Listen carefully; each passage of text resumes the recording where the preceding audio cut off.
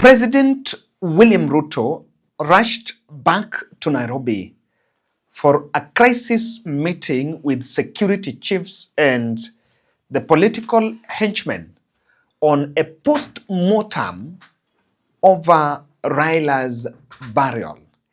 And there are critical scenes throughout Raila Odinga's burial from the day he died that is giving William Samoei Arap Ruto sleepless nights. And in this podcast, I'm going to take the next minutes to explain the breakdown of the scenes that from the lenses of security organs and his political advisors do not sit well with his 2027 political game plan. And before we get into those details, I want to humbly request you to subscribe to our channel. And let me tell you, in this channel, I have 32% of viewership as the female gender. So I have 66% male, and then there is some 2% there when you wajulikana wako wapi. So I'm also taking upon that challenge by the female gender. Wale maishosho na wamama na wale wangu, please subscribe. Please take a moment and subscribe. Subscription is absolutely free. Just click that subscribe button there, and then I've just realized that quite a number of you are yet to subscribe. Na hii wiki nitakuwa nina remind wa mama wangu kwamba my shows and my grandmothers are here and my mothers who are here, my siblings, and please subscribe to this channel, because here is where you will get political analysis. Out there, people are just making updates of 5 minutes, then go, 2 minutes, then go. But here, we don't rush. We bring it with a lot of research in it. Parasite politicians are struggling to get a host in William Ruto. Parasite politicians are those who used to stick on Raila's body, sucking blood there, and that is what they used to survive. The parasites, Professor, need hosts. Without to survive. Without a host, the parasites will not survive. So the parasites found Raila Odinga as the host. And they are saying that this host has left us in an environment where we have found a new host. And that host is William Ruto. What happens then is what the warriors, and I agree completely, within ODM, without ODM, within the academy, within the shrine, within civil society, everywhere, what the warriors are going to do about the parasites. Because if you do not do something about the parasites, they infest the environment. And in fact, they kill not just the environment, but those politicians are seeking refuge in William Ruto, as Prof was saying here. Likewise, William Ruto was also a parasite president who was struggling to get a host in Raila Odinga. And I think not once, not twice in this podcast, I analyzed to you incidences where William Ruto attends an event in Nyanza and Raila Odinga is given the prominent seat.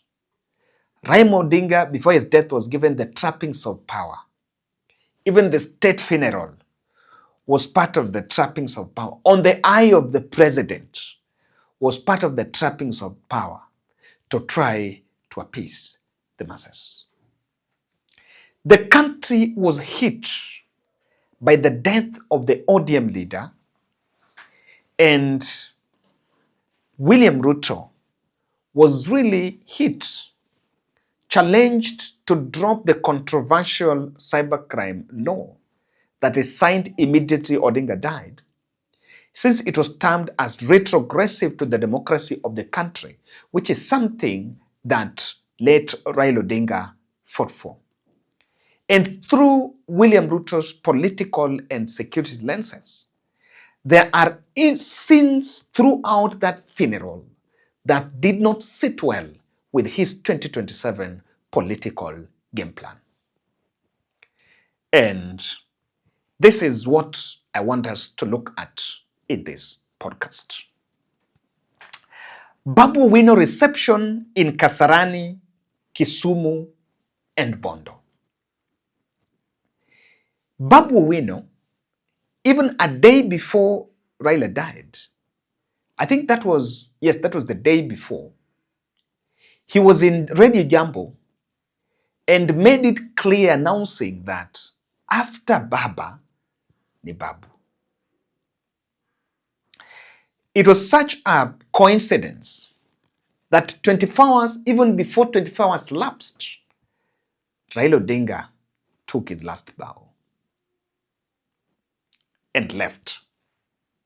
Mbona CS Mbadi akizungumza katika hafla fulani akasema kwamba hauna uzoefu, kwa sababu alitaja majina, akasema mambo ya Tialala, tukajua vile ametaja Tialala huyu anaongelea Babu Owino. Ndio. Hata akasema kwamba hata maziwa bado haijatoka kwa mdomo na tayari unadai kwamba unataka kuongoza jamii. Hili swala ulichukulia namna gani? Ndugu yangu, huyu Rajolina ambaye anatolewa kwenye urais Madagascar alikuwa rais akiwa na umri wa miaka 35. Fidel Castro kule Cuba alikuwa rais akiwa na umri wa miaka 32. Gaddafi kule Libya 28 years alikuwa rais. Traore kule Burkina Faso 32 years alikuwa rais. Babu Owino is late kukuwa rais. Niko late my brother. Kitu yenye na Mbadi wanasema zoea siasa ya uzee. Wacha nikuambie ndugu yangu. Mbadi azoee kiongozi wake. Baada ya baba ni babu. na tunasema Didi sikiza hii. Leo unatangaza ndio jambo. Sikiza hii. Wewe ndio baba, king, saizi baba ndiye ako kwa kiti. Yes. Lakini baada ya baba ni babu. Na tunasema huyu ni babu wa baba. Unanielewa vizuri? Now, despite when that happened, there was animosity around Babu Owino, and a clique of politicians, including Robert Alai, the Kileleshwa MCA.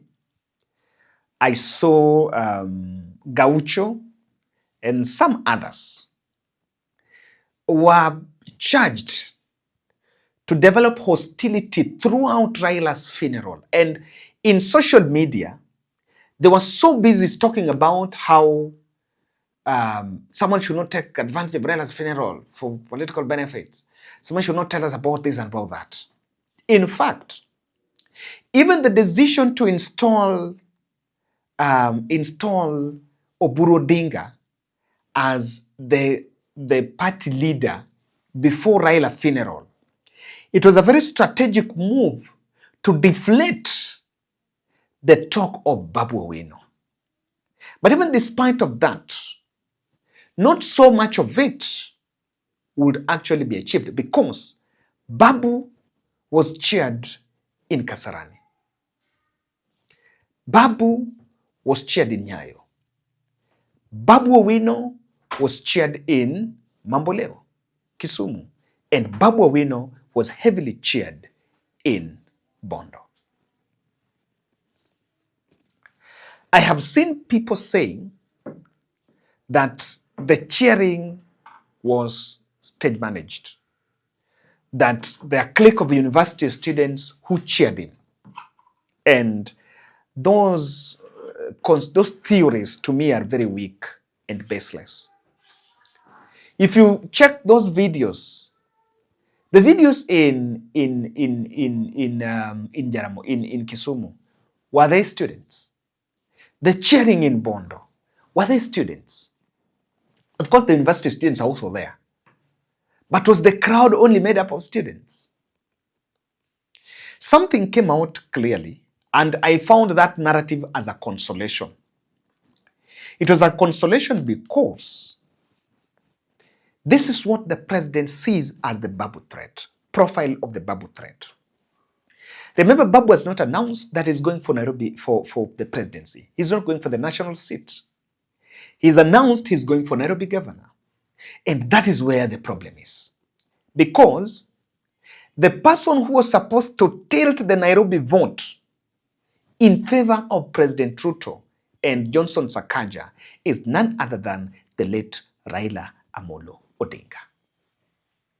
Now, with Babu in the Nairobi governor race, with the absence of Raila voice, William Ruto is going to have a rough work in this city. And the feeling is because the young people Babu brand of politics is appealing to the young people, he might actually take over Nairobi.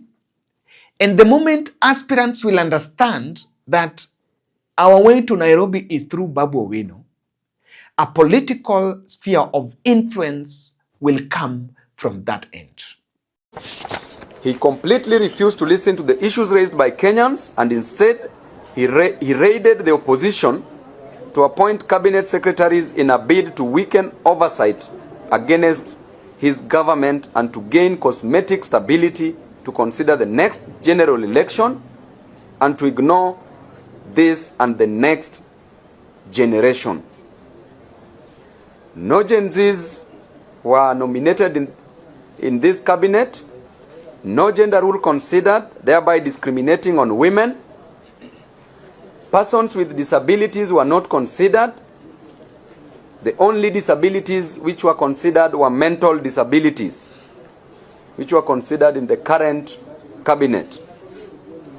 Fellow Kenyans, these last few weeks, you match that with what the Rigathi axis is doing, Nairobi is becoming a tough political space for William Ruto. Why? Because he appeals to the young people, and Nairobi is the center of revolt. The Nairobi is the headquarter of anti-Ruto protest. And then you have someone in the caliber of Babu Owino who can also be the opponent, the enemies of President Ruto, the opponents of President Ruto, can also coalesce and embrace him for the city politics. And secondly, is his zeal to take on the ODM hardcore that is seen as a threat. Let me tell you, Babu will crash the ODM hardcore. I think he will. I had Joho saying the way chama itabaki kama utakwenda utaenda, yeye ndiye ataenda. And crashing it, part of it is crashing out. Crashing out of the party is part of crashing the ODM hardcore.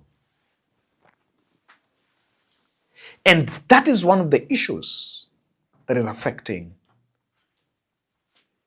And I saw calls, President Ruto bloggers and Kenya Kwanza bloggers have been pushing for Babu Owino to work with Raymond Omolo so that Raymond Omolo be the cog, like because the two are two young people, so that Raymond Omolo be the link of the community to the government development, and then Babu Owino to give political directions.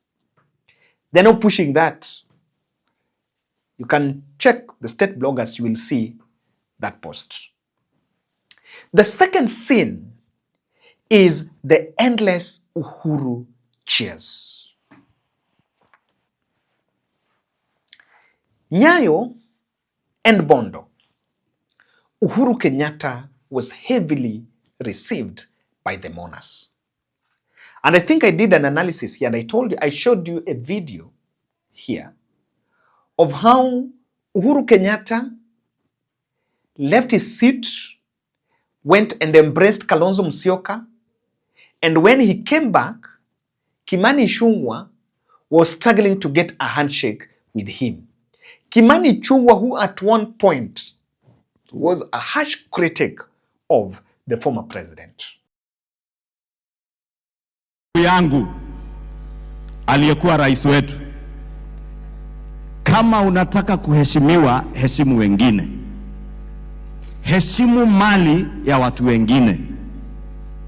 Usipoheshimu mali ya watu wengine, sisi wa Kenya wa hapa Mount Kenya tuko na maswali mingi ya zile mashamba kubwa kubwa mumejishikia, tukianzia na hapo Thika Road Nairobi, hapo Ruiru, kabla hatujaenda Taita Taveta, kabla hatujaenda Nakuru. Mali ya Mkenya ikivamiwa, hata hizo mashamba zenyu tutazivamia, na wenye hawana mashamba wapate mashamba Kenya hii. Musifikiri ati wananchi wa kawaida ndio watapoteza mali. Even you will pay a price if you continue to instigate violence and bloodshed in this country. And that is my message to none other than Uhuru Kenyatta, the sponsor, sole sponsor, singular financier of Azimio and the machinery that is Raila Odinga. Politics be? How sometimes politics can be. So, and I think to that end, and I'm very sure that the president's advisors and the NIS team were really following every bit, their lenses were on every corner of what was happening throughout Raila's funeral. And this is why the president will be uncomfortable with that Uhuru reception. Uhuru's political powerhouse, Uhuru is a political powerhouse, and it is already talking to the young people. Kenya Kwanza's biggest problem as we talk now is the young people. Why? Because they're informed and they're politically active. I remember the late Raila saying it is Uhuru Kenyatta who called him, told him to look for Ruto so that he can cool the young people. Now, look at the choice of his language in Kasarani. Not in Kasarani, in Nyayo. He's chose to speak in Kiswahili in a very casual language. So that language resonated with the young people because those are the people he was addressing. Look at the choice of the example he used. He said of sisi tunakaa hapo na mzee tunapewa chai yetu, pewa kitu yetu hapo nini tunajiburudisha hapo. You said that? That resonates with the young people. So his language and his messaging on that anaka very casual. Look, even the choice of dressing. Look at his dressing in Nyayo and look at his dressing in Bondo. Even though I realized that I might excuse him because I realized Uhuru Kenyatta is not a suit person. I think ni presidency tu liko namweka kwa masuti. But there is a way he loves these ones. And to be honest, kama kuna mtu alipenda mimi nikapenda hizi floral ni yeye. Floral zake zilikuwa zinaka like, yeah, really, he inspired me to like floral. I really like the floral shirts. So that the fact that Uhuru is talking to the young people is giving Ruto headache. Number two, the Uhuru pivot in stabilizing the country. The Uhuru pivot emerging as what can stabilize the country is making Ruto presidency very vulnerable because that pivot is not at state disposal. Someone will ask me, Kevin, Raila's stabilizer was at state disposal? The answer is yes. Why? He had not shown those signs. And is that at his age, and look at the politics of the country at that point, Raila always opened his arms. And this is not to mean that Uhuru Kenyatta cannot open his arms. He can as well do so. But what does not sit pretty well with, if today things were to go the Gen Z revolt of 2024, J2024, I want you to imagine Uhuru Kenyatta, Raila Odinga, William Ruto looking for Uhuru Kenyatta? Where is the stabilizing pivot? And that is why I said and I warned, the fact that it had to take Raila to cool the tension is a wrong precedence. It would have been more better, yes, that has cooled the tension, but hata wewe as a president, kuna zile vitu umefanya, zile vitu ulikuwa unafanya watu wanapiga kelele, watu umefanya mpaka uko like, yes, Raila aliongelesha, lakini hata mimi nimeansa zile vitu walikuwa nasema. That is the permanent peace. The other one is just an absence of war. I've always said it. The other problem with Uhuru reception is Kenyatta growing influence. The growing Kenyatta influence can establish the anti-Ruto force.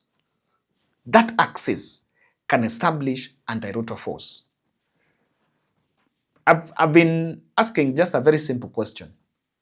Kwani, do you guys think that Uhuru cannot support Rigathi? Do you guys think that Uhuru and Rigathi cannot support Kalonzo? What stops them? What stops them? So if you're still seated there, thinking and saying, oh, that is impossible, that cannot work, my friend, you might be shocked. The other fact is the post-Raila protests. Post-Raila protest. When you look at the scenes of our women crying, how the country broke down,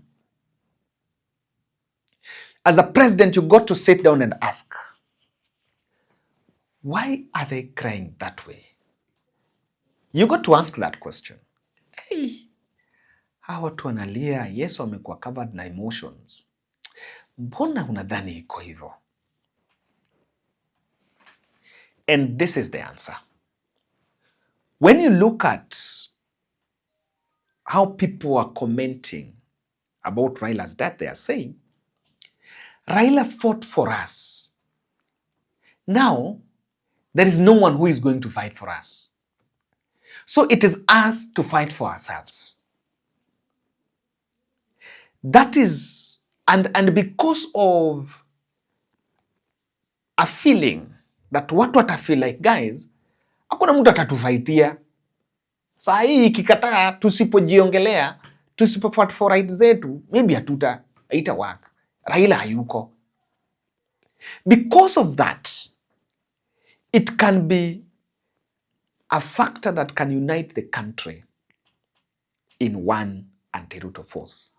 And because of that, it is for that reason why characters, very gullible and backward characters like Mutahi Kahiga, we used to do political analysis and we have a lot of respect for the Nyeri governor. But sometimes there are things, if you do, you lose that respect. Like what Nyeri governor Mutahi Kahiga has done.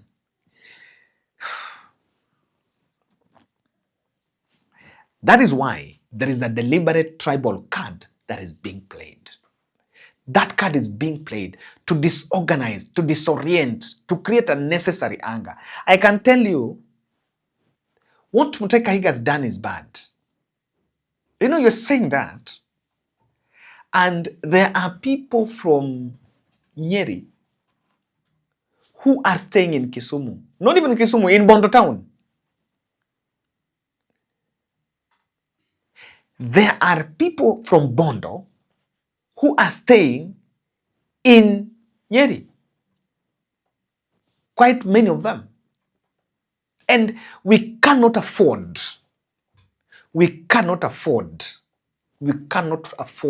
to take the country down that path. And in this channel, I know we have a voice. We are a voice.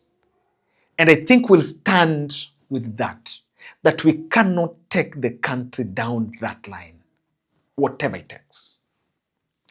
I might go into history. Even if these countries go down, someone will remember where there are young people, where there were people, where the old men were trying to divide the country on such baseless grounds. there were some young men who were in social media, who are in Twitter, who are in Facebook, who are in YouTube, who are saying the country must unite and not speak tribalism.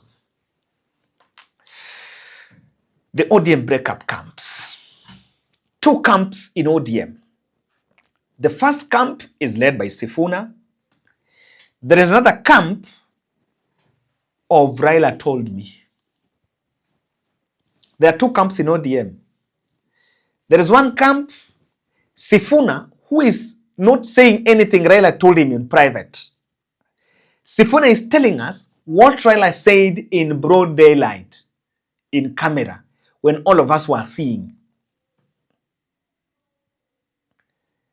And another camp are busy telling us, oh, Raila called me, oh, Raila told me, oh, Raila told me, fabricating all manner of lies until I just wonder, kwani huu Raila kazi yake kutu kupigia tu watu wote, everyone Raila called me, Raila called me, Raila. Hakuna hata mtu Raila amempigia. Ni mastori tu. The breakup camp is a concern to William Ruto, because the question is, if it is to break, then where do I get the majority? Do I remain with the majority or I remain with the minority? And lastly, I think the other factor here is absence of Ruto policy legitimacy that Raila was renting. Let me tell you what Raila was doing for William Ruto. Raila was renting legitimacy of some of the policies. You'll see to the time Raila was going down, he was defending Adani. He was defending Adani. And now, something was choreographed on, there is an agenda. You know, things move very fast. Now there is an agenda that was floated, that you want to move this country from first class, to third world. From third world to first world, I don't know. That agenda was floated here. And that is what was made to bring, and that is why in Bondo, the president was talking, the tail end of his speech, if you remember, he was saying that ameongea na Raila, wakaongea na Uhuru Kenyatta, wakakubaliana, and they took advantage that Uhuru alikuwa shaongea, so Uhuru ange respond to those things. And of course, Uhuru was in his stature, he could not start now responding to, kusema Uhuru mimi sikumuongelesha, sikumuongelesha Ruto about all that.